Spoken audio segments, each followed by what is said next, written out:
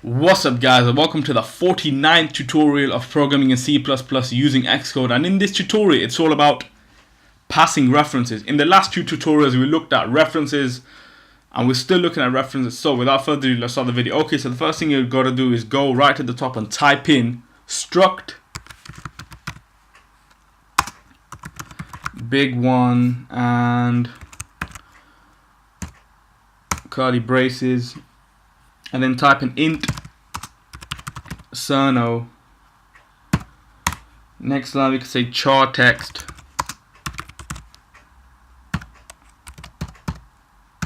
close that off, and then we can move on to the next line. So we have coded a big structure with a lot of chars in there, and now we will call a call by value function. So void slow func, copy this, paste it there, and say p1 and close that off, curly brace, and say std cout p1 dot Cerno, so Cerno, close that off, and then put a new line in, and then copy this whole line. So if I was to copy this, paste it there, and change this to text for the chars. Okay.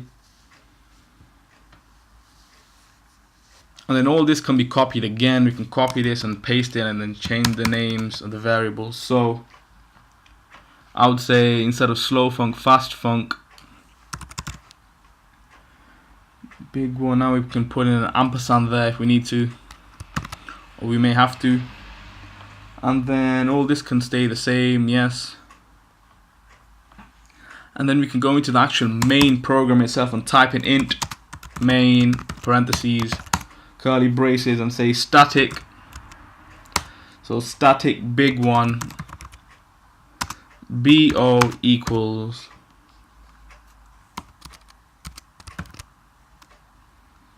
one, two, three, comma. This is a big structure, so I can say this is a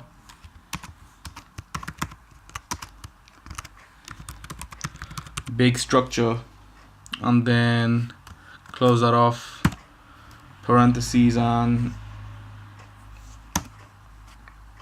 so slow function bo in there, close that off, semicolon, and now fast function, yes, bo in there, close that off with a semicolon. Save all this. We can run this, but before we actually run this, we can explain what's happening in the program. So we have a program that demonstrates passing of references. Right at the top we have a big structure, so with a lot of chars, and then where it says void slow func big one p1, all this is a call by value function, and then we have a call by reference function after it, and then right at the bottom we have this will take a while, this will be faster. That's what the main program is all about. So we can run this and see what actually happens. So if we run this, build succeeded. Okay. Alright, that's it for this video. I'll see you guys in the next tutorial. Thanks for now.